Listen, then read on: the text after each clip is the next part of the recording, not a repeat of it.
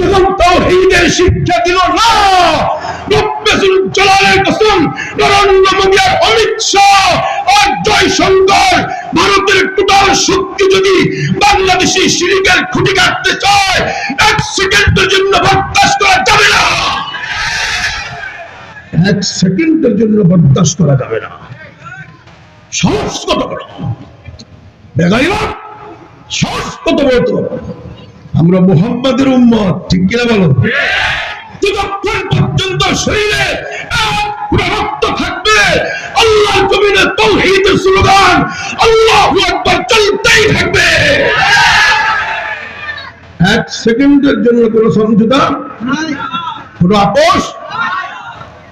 যখন দেখছে বড় পিয়া ভাড়া করতেছে মোহাম্মদ, মূর্তিগুলো সাজায় রাখছি, একটু আসেন না, এক সেকেন্ড একটু আসেন।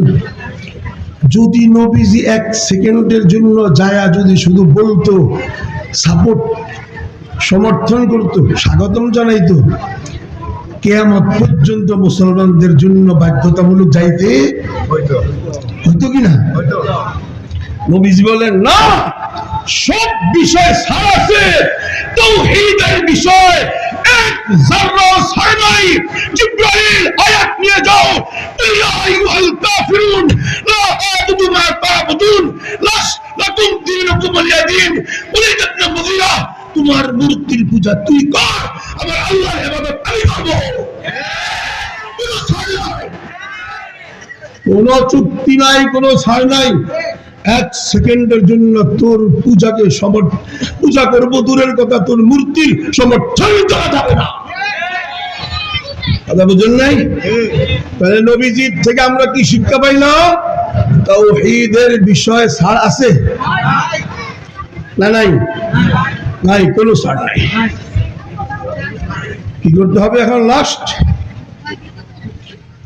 দাওয়াত দিতেছেন নবীজি, আসো আসো, قولوا لا إله إلا الله دخل الجنة من قال لا إله إلا الله فدخل الجنة। বলো লা ইলাহা ইল্লাল্লাহ, জান্নাত জান্নাত জান্নাত। আল্লাহু আকবার, জুলুম শুরু হয়ে গেছে। বেলাল, আম্মার, খাব্বাব, হুবাইব